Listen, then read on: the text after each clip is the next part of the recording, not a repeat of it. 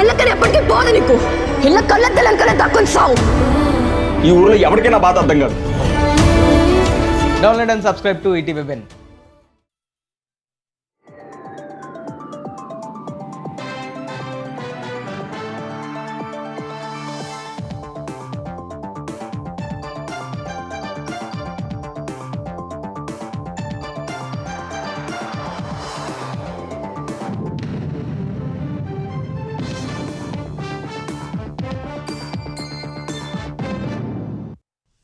నమస్కారం, ETV news కు స్వాగతం. ముఖ్యాంశాలు: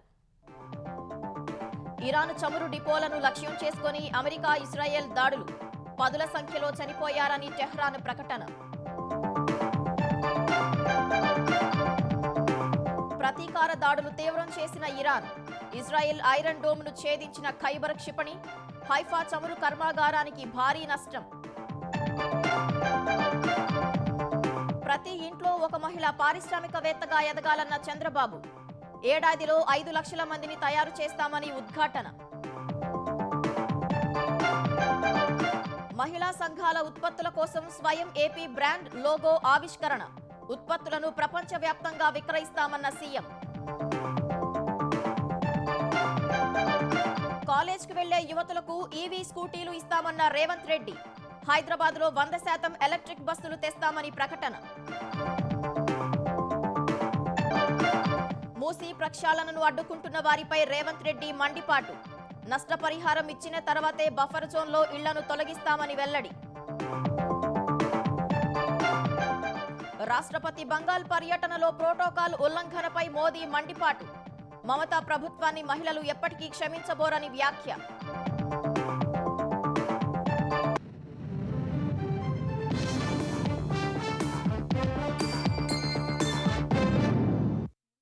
operation epic fury roaring lion లో భాగంగా అమెరికా, ఇజ్రాయెల్, టెహ్రాన్ సహా ఇరాన్లోని అనేక నగరాలపై విరుచుకు పడుతున్నాయి.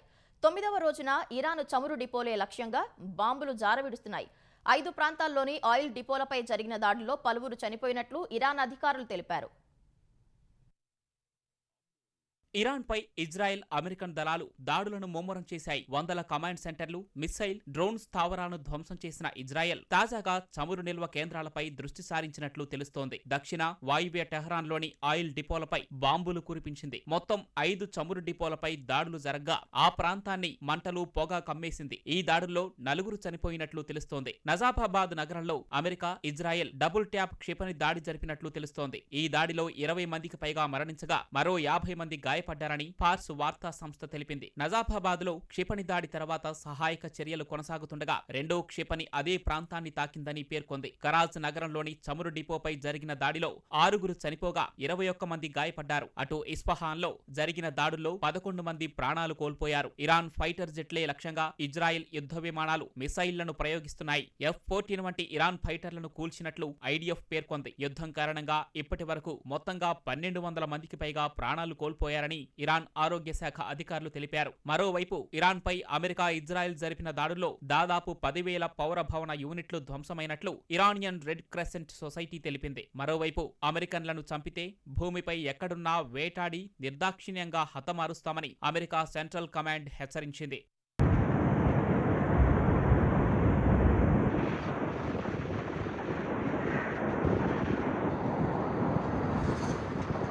అటు లెబనాన్ రాజధాని బీరూట్ పై నెతన్యాహు సేనలు దాడులు కొనసాగించాయి. ఐడిఎఫ్ తాజా దాడుల్లో లెబనాన్ లో 10ల సంఖ్యలో పౌరులు ప్రాణాలు కోల్పోయారు. హెజ్బొల్లా బలగాలే లక్ష్యంగా చేసిన డ్రోన్ దాడిలో రమదా హోటల్ దెబ్బతింది. అక్కడ 4 ప్రాణాలు కోల్పోగా 9 మంది గాయపడ్డారు. సరల్ ఘర్బియా పట్టణంపై జరిపిన వైమానిక దాడిలో 19 మంది ప్రాణాలు కోల్పోగా పలువురు గాయపడ్డారు. దక్షిణ లెబనాన్ లోని చాలా ప్రాంతాలను ఖాళీ చేయాలని ప్రజలను ఇజ్రాయెల్ హెచ్చరించింది. మొత్తంగా మృతుల సంఖ్య 400కు చేరినట్లు లెబనాన్ సర్కార్ ప్రకటించింది.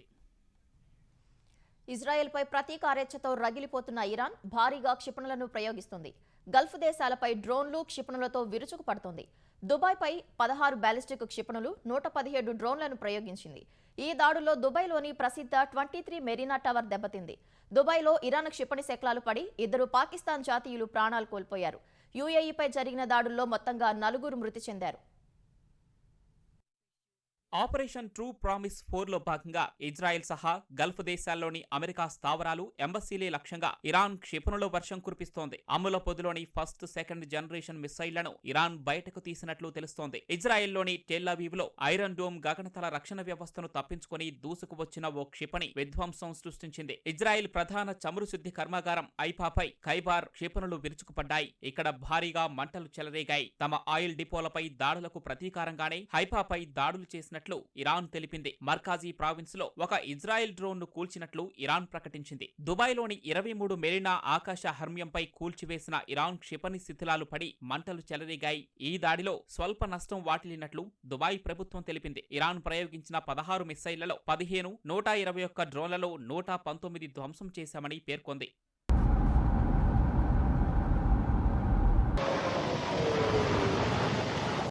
ఇరాన్ జరిపిన డ్రోన్ దాడిలో ఇరాక్ రాజధాని బాగ్దాద్లోని అమెరికా రాయబార కార్యాలయం దెబ్బతింది. ఖతార్లోని అమెరికాకు చెందిన అల్ అదితి ఎయిర్ బేస్ ను ఇరాన్ క్షిపణి తాకింది. బహ్రెయిన్లోని సల్మాన్ పోర్టులో ఇరాన్ ఆత్మాహుతి డ్రోన్ దాడి కారణంగా భారీగా మంటలు చెలరేగాయి. బహ్రెయిన్లోని అల్ జుఫేర్ అమెరికా నౌకాదళానికి చెందిన US 5th fleet head quarters ను ఇరాన్ క్షిపణి తాకింది. అక్కడ 21 మంది సైనికులు చనిపోయారని ఇరాన్ చెబుతూ ఉండగా అమెరికా నిర్ధారించలేదు. ఇరాన్ దాడుల్లో తమ దేశంలో 3 మరణించినట్లు బహ్రెయిన్ తెలిపింది. కువైట్ అంతర్జాతీయ విమానాశ్రయం సమీపంలోని ఇంధన ట్యాంకర్లు డ్రోన్ దాడిలో భగ్గుమన్నాయి. తమ 2 సరిహద్దు భద్రతా సిబ్బంది ప్రాణాలు కోల్పోయినట్లు కువైట్ తెలిపింది.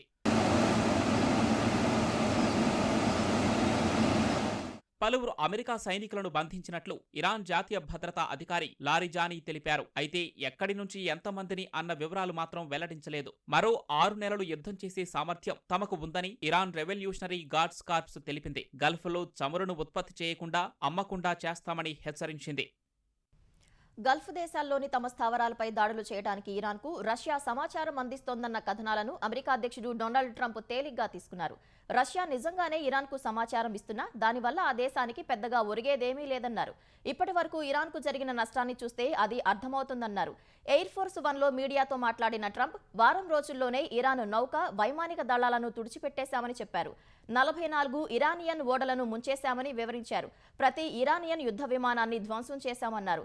ఇరాన్ వద్ద మిసైళ్లు, డ్రోన్లు నిండుకున్నట్లు తెలిపారు. ఇరాన్ సైనికులను కూడా పూర్తిగా తుడిచిపెట్టే విషయంపై ఇంకా నిర్ణయం తీసుకోలేదన్నారు. ఇరాన్లోని పాఠశాలపై వైమానిక దాడిలో 160 మంది బాలికలు చనిపోయిన ఘటనపై స్పందించిన ట్రంప్ ఆ దాడి ఇరాన్ మిసైల్ వల్లే జరిగి ఉంటుందన్నారు. No, in my opinion, based on what I've seen, that was done by Iran. We think it was done by Iran because they're very inaccurate, as you know, with their munitions. They have no accuracy whatsoever. It was done by Iran.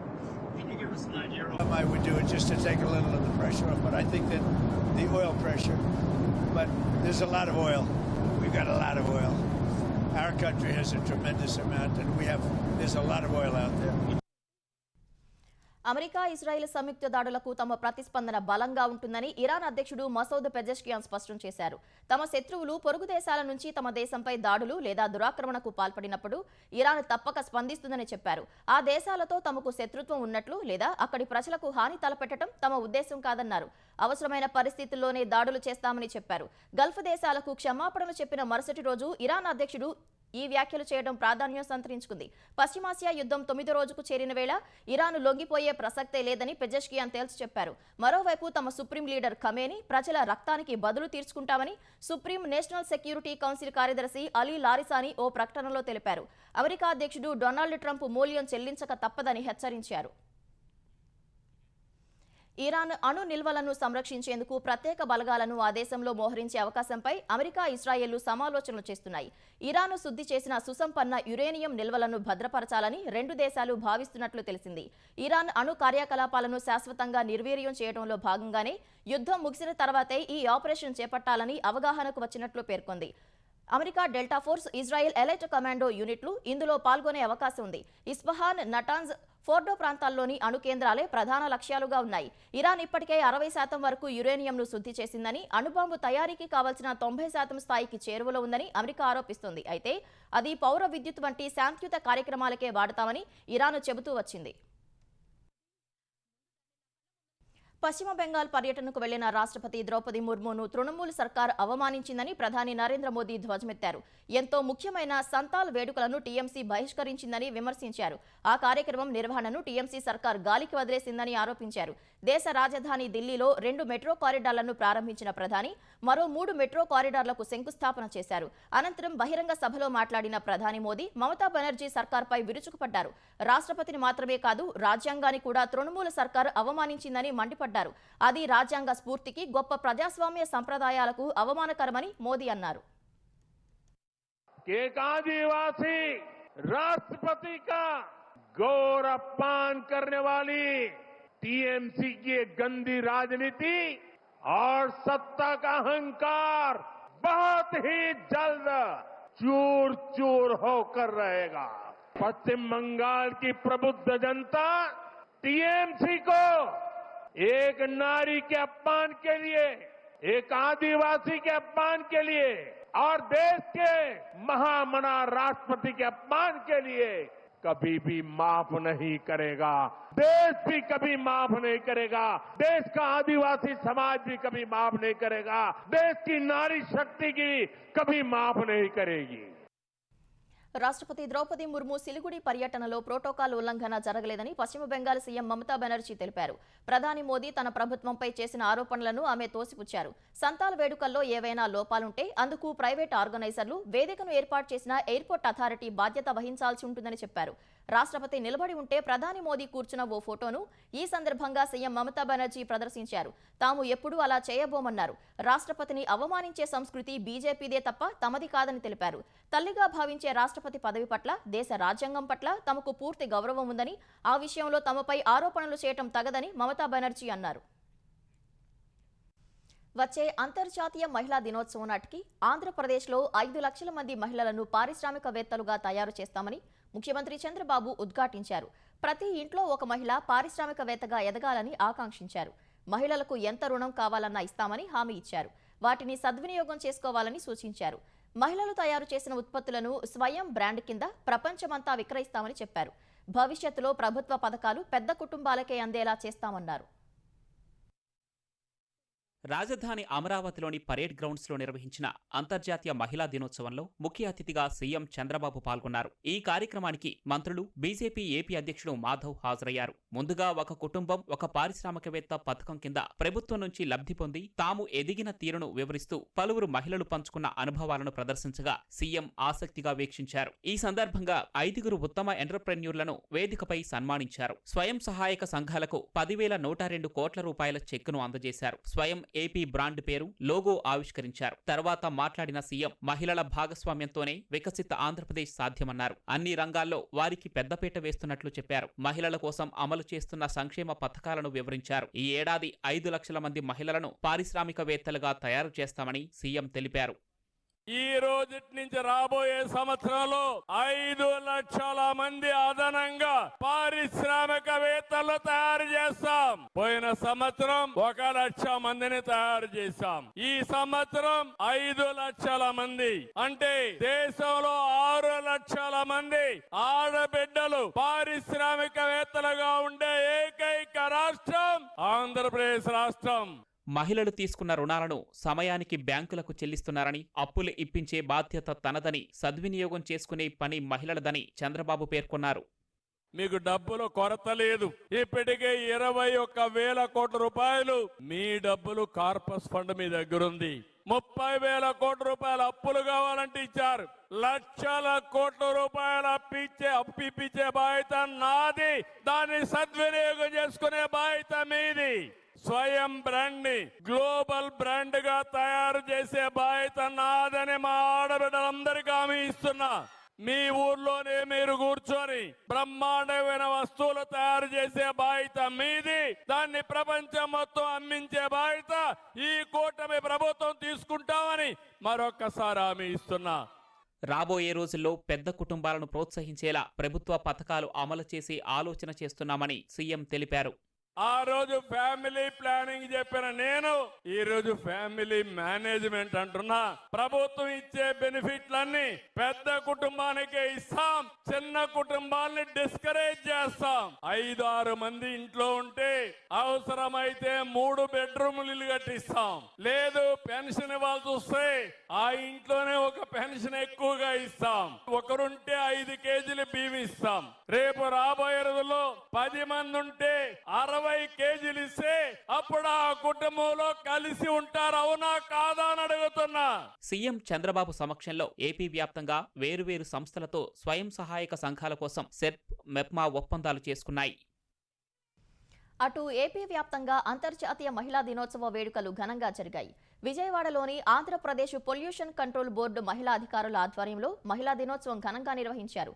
వివిధ విభాగాల్లో మహిళలకు ఆటల పోటీలు నిర్వహించారు. ఇబ్రహీంపట్నం మండలం Guntupalli rice కేంద్రం వద్ద అంతర్జాతీయ మహిళా దినోత్సవ వేడుకలు ఘనంగా జరిగాయి.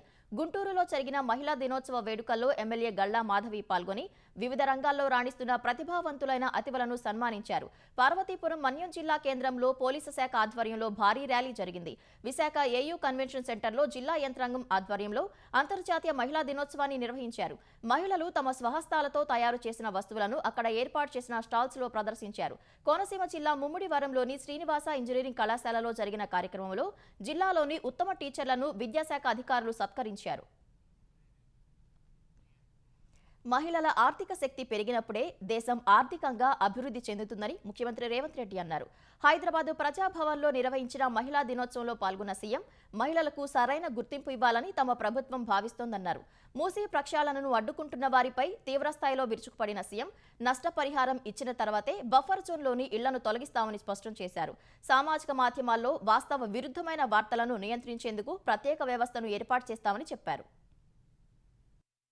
హైదరాబాద్ ప్రజాభవన్లో మహిళా దినోత్సవ వేడుకలు ఘనంగా జరిగాయి. ఈ వేడుకల్లో డిప్యూటీ సీఎం భట్టి విక్రమార్క, మంత్రులు పొంగులేటి శ్రీనివాసరెడ్డి, కొండా సురేఖలతో కలిసి సీఎం రేవంత్ రెడ్డి పాల్గొన్నారు. ఈ సందర్భంగా మహిళా జర్నలిస్టులను సన్మానించారు. అనంతరం మాట్లాడిన సీఎం మహిళా ఆర్థిక శక్తి పెరిగినప్పుడే దేశం ఆర్థికంగా అభివృద్ధి చెందుతుందన్నారు. మహిళల ఆర్థిక శక్తిని పెంచాలనేదే తమ ప్రభుత్వ లక్ష్యమన్న రేవంత్ మహిళా జర్నలిస్టులకు ప్రత్యేక గుర్తింపు ఇస్తున్నట్లు పేర్కొన్నారు. మహిళలకు ఉన్నత పదవులు అప్పగించేందుకు ప్రాధాన్యమిస్తున్నట్లు తెలిపారు. తెలంగాణ మహిళలు తయారు చేస్తున్న వస్తువులను అమెజాన్ లో పెట్టి ప్రపంచానికి అందిస్తున్నట్లు చెప్పారు. తెలంగాణలో మహిళకు రక్షణ మాత్రమే కాదని అవకాశాలు కూడా ఇస్తున్నామని వెల్లడించారు. ఏ దేశమైతే ఆర్థికంగా ఎదిగిందో, ఏ దేశమైతే ఎదిగిన అభివృద్ధి చెందిన దేశాలుగా ఈరోజు ప్రపంచంలో గుర్తింపు పొందుతున్నాయో ఆయా దేశాలలో మహిళ యొక్క ఆర్థిక శక్తి పెరిగినప్పుడే ఆ దేశం అభివృద్ధి చెందిన దేశంగా గుర్తింపు పొందింది. మన దేశంలో మహిళల యొక్క శ్రమకు గుర్తింపు లేదు, శ్రమకు తగ్గ ఫలితము లేదు. మహిళలకు ఇవ్వవలసిన గౌరవం, సరైన గుర్తింపునివ్వాలి అని మా ప్రభుత్వం భావిస్తున్నది. అందుకే ఈనాడు మంత్రివర్గం నుంచి మొదలు పెడితే మహిళా అధికారుల వరకు ఎక్కడ ఏ అవకాశం వచ్చినా మహిళా అధికారులను నియమిస్తూనే వస్తున్నాం. ఇదే సమయంలో మూసీ ప్రక్షాళనను అడ్డుకుంటున్న వారిపై సీఎం రేవంత్ ధ్వజమెత్తారు. హైదరాబాద్లో కాలుష్యం, దోమలు ఎక్కువగా ఉన్నాయంటున్న వారే మూసీని ప్రక్షాళన చేస్తామంటే అడ్డుపడుతున్నారని మండిపడ్డారు. అహ్మదాబాద్ సబర్మతి రివర్ ఫ్రంట్ చేసుకోవచ్చు, ఢిల్లీ యమునా నది రివర్ ఫ్రంట్ డెవలప్ చేసుకోవచ్చు, ఉత్తరప్రదేశ్ గంగా నది రివర్ డెవలప్ చేసుకోవచ్చు. హైదరాబాద్ నగరం మాత్రం మూసీ నదిని ప్రక్షాళన చేయొద్దు అనడము ఏ మేరకు సమంజసము? నేను ఒకటే అడుగుతున్నా, వద్దనే వాళ్ళని. మీరు మొత్తం ప్రాజెక్టే వద్దంటున్నారా? ప్రాజెక్టు నిర్మించేటప్పుడు నిర్వాసితులుగా మారే వాళ్లకు సరైన సహాయాన్ని అందించాలంటున్నారా? మీకు స్పష్టత ఉండాలి. ప్రతి రాజకీయ పార్టీ అక్కడికి వెళ్ళి వాళ్ళ పట్ల సానుభూతి చూపిస్తున్నారు. సానుభూతితోని ఇది సమస్య పరిష్కారం కాదు. వాళ్ళకి మేలు చేసి వాళ్ళని పక్కకు తరలించి వాళ్ళకి ప్రత్యామ్నాయం చూపిద్దామని అంటే లేదు, మేము అడ్డుకుంటామని రాజకీయ పార్టీలు అక్కడికి వెళ్తున్నాయి. హైదరాబాద్ ను కాలుష్య రహిత నగరంగా మార్చుతున్నట్లు సీఎం రేవంత్ రెడ్డి చెప్పారు. రెడ్, ఆరెంజ్ కేటగిరీ పరిశ్రమలను ఓఆర్ఆర్ బయటకు పంపిస్తామన్నారు. హైదరాబాద్ లో 100% ఈవీ బస్సులను తెస్తున్నామన్నారు. కాలేజీలకు వెళ్లే అమ్మాయిలకు ఈవీ స్కూటీలు అందించే యోచనలో ప్రభుత్వం ఉందన్నారు. 2026 డిసెంబర్ లోపల ఈ 2800 డీజిల్ బస్సులను జిల్లాలకు తరలించి 100% ఈవీ బస్సులను హైదరాబాద్ నగరంలో మనం తేబోతున్నాము. ఇవాళ ఈ నగరంలో ఎవరు ఈవీ వెహికల్ కొనుక్కున్నా జీరో ట్యాక్స్, కాస్ట్ ఎఫెక్టివ్ గా వెహికల్స్ కొనుక్కోవడానికి ఈ రోజు మనం ప్రయత్నం చేస్తున్నాం. కళాశాలలకు వెళ్ళి ఆడపిల్లలకు తొందరలోనే, ఈ ఫైనాన్షియల్ ఇయర్ లో సాధ్యం కాకపోవచ్చు, తొందరలోనే స్కూటీస్ ఈవీ వెహికల్స్ ఆడపిల్లలకి ఇవ్వాలని ఒక ఆలోచన చేస్తున్నాం. సామాజిక మాధ్యమాల్లో వాస్తవ విరుద్ధమైన వార్తలను నియంత్రించేందుకు ప్రత్యేక వ్యవస్థను ఏర్పాటు చేస్తామని సీఎం చెప్పారు. పాత్రికేయుల ముసుగులో అసత్యాలు ప్రచారాలు చేస్తున్న వారిపై కఠిన చర్యలు తీసుకునేందుకు ఓ చట్టాన్ని తీసుకొచ్చే యోచనలో ఉన్నట్లు తెలిపారు. తెలంగాణ మహిళామణులు అంతర్జాతీయ మహిళా దినోత్సవాన్ని వైభవంగా జరుపుకున్నారు. హైదరాబాద్లోని గచ్చిబౌలి స్టేడియంలో ఐడియా క్లినిక్స్ ఆధ్వర్యంలో 5K, 10K రన్ను నిర్వహించారు. మహిళల ఆరోగ్యంపై అవగాహన కల్పించేందుకు అపోలో ఆసుపత్రులు, పర్పుల్ రైడ్ సంయుక్తంగా బైక్ ర్యాలీ నిర్వహించాయి. తెలంగాణ గ్రామీణ బ్యాంక్ అధికారుల, ఉద్యోగుల సంఘాల ఆధ్వర్యంలో కింగ్కోటిలోని కూచీ భవన్లో జరిగిన వేడుకల్లో హైకోర్టు విశ్రాంత న్యాయమూర్తి జస్టిస్ రాధారాణి ముఖ్య అతిథిగా పాల్గొన్నారు. బేగంపేటలో బీఆర్ఎస్ ఆధ్వర్యంలో పారిశుధ్య కార్మికులకు సన్మానం చేసి చీరలను పంపిణీ చేశారు. నల్గొండ జిల్లా సెట్టిపాలెం గ్రామంలో వివిధ రంగాల్లో విశేష సేవలు అందిస్తున్న 50 మంది మహిళలకు సన్మానం చేశారు. మహిళా దినోత్సవం సందర్భంగా వరంగల్ జిల్లా నర్సంపేట పట్టణం ప్రభుత్వ జనరల్ ఆసుపత్రిలో 14 సంవత్సరాల బాలికలకు HPV టీకా కార్యక్రమాన్ని ప్రారంభించారు. మహబూబ్ నగర్ జిల్లా జడ్చర్లలో Indira Priyadarshini women's welfare association ఆధ్వర్యంలో 2K రన్ నిర్వహించారు. వారసత్వ సంపద కాపాడుకోవడానికి ప్రభుత్వం ఎల్లవేళలా కృషి చేస్తుందని ముఖ్యమంత్రి రేవంత్ రెడ్డి అన్నారు. పునరుద్ధరించిన పాత శాసనసభ భవనాన్ని స్పీకర్, మంత్రులతో కలిసి ప్రారంభించారు. తొలుత మంత్రి శ్రీధర్ బాబు ఆధ్వర్యంలో ఏర్పాటు చేసిన పూజా కార్యక్రమంలో సీఎం పాల్గొన్నారు. అనంతరం ప్రారంభోత్సవానికి సంబంధించిన శిలాఫలకాన్ని ఆవిష్కరించారు. తర్వాత మండలి హాలును ప్రారంభించి సహచర మంత్రులతో అక్కడ కలియ తిరిగారు. ఉభయ సభాపతులతో కూర్చొని కాసేపు ముచ్చటించారు. ఈ సందర్భంగా మండలి చైర్మన్, డిప్యూటీ చైర్మన్ కు పుష్పగుచ్చం అందించి శాలువాతో సన్మానించారు. 113 ఏళ్ల ఘన చరిత్ర ఉన్న టౌన్ హాల్ ను ఇక నుంచి శాసన మండలి కార్యకలాపాల కోసం వినియోగించనున్నారు. తెలంగాణలోని సాగునీటి ప్రాజెక్టులను యుద్ధ ప్రాతిపదికన చేసేందుకు కాంగ్రెస్ ప్రభుత్వం కట్టుబడి ఉందని నీటిపారుదల శాఖ మంత్రి ఉత్తమ్ కుమార్ రెడ్డి వెల్లడించారు. కృష్ణా జలాలను సంపూర్ణంగా వినియోగించుకునేందుకు అన్ని చర్యలు తీసుకుంటున్నట్లు చెప్పారు. తెలంగాణలోని అన్ని ప్రాజెక్టులకు అవసరమైన భూసేకరణ జూన్ 2 లోపు పూర్తి చేస్తామని స్పష్టం చేశారు. ఉమ్మడి మహబూబ్ నగర్ జిల్లా ప్రాజెక్టులపై ప్రజా ప్రతినిధులు, అధికారులతో సమీక్షించిన మంత్రి ఉత్తమ్ బీఆర్ఎస్ హయాంలో పాలమూరు, రంగారెడ్డి ప్రాజెక్టును మార్చేసి తీవ్ర అన్యాయం చేశారని ఆక్షేపించారు. వచ్చే 2 ఏళ్లలో 22,000 కోట్లు ఖర్చు చేసి ప్రాజెక్టులు పూర్తి చేస్తామని ఉత్తమ్ వివరించారు. పార్లమెంటు 2వ విడత బడ్జెట్ సమావేశాలు రేపటి నుంచి జరగనున్నాయి. లోక్సభ స్పీకర్ ఓం బిర్లాపై ప్రతిపక్షాలు ప్రవేశపెట్టిన అవిశ్వాస తీర్మానంపై చర్చ ఈ సెషన్లోనే జరగనుంది. పశ్చిమాసియా యుద్ధం, ఇరాన్ పట్ల ప్రభుత్వ వైఖరి సహా రష్యా చమురు కొనుగోలుకు మరో 30 రోజుల గడువు ఇస్తున్నట్లు అమెరికా చేసిన ప్రకటన, ఇతర అంశాలపై ఉభయ సభలు దద్దరిల్లే సూచనలు ఉన్నాయి. ప్రత్యేక ఓటరు జాబితా సవరణ తర్వాత పశ్చిమ బెంగాల్లో 60 లక్షల మంది పేర్లు తొలగింపు అంశం కూడా ఈ సమావేశాలను కుదిపేసే అవకాశం ఉంది. విద్యుత్ సవరణ బిల్లు సహా మొదటి సెషన్లోని పెండింగ్ బిల్లులను ఈ సమావేశాల్లో ఆమోదించే అవకాశం ఉంది. లోక్సభలో రేపు స్పీకర్కు వ్యతిరేకంగా ప్రతిపక్షాలు ప్రవేశపెట్టిన తీర్మానంపై చర్చ జరగనుంది. ఈ మేరకు బీజేపీ, కాంగ్రెస్ తమ ఎంపీలకు విప్ జారీ చేశాయి. లోక్సభలో ప్రభుత్వానికి తగినంత బలం ఉన్నందున స్పీకర్పై ప్రవేశపెట్టిన తీర్మానం వీగిపోయే అవకాశం ఉంది. గతంలో 3 స్పీకర్లు జీవీ మావలంకర్, హుకుం సింగ్, బలరాం జాఖడ్లు అవిశ్వాస తీర్మానం ఎదుర్కొన్నప్పటికీ అవి వీగిపోయాయి.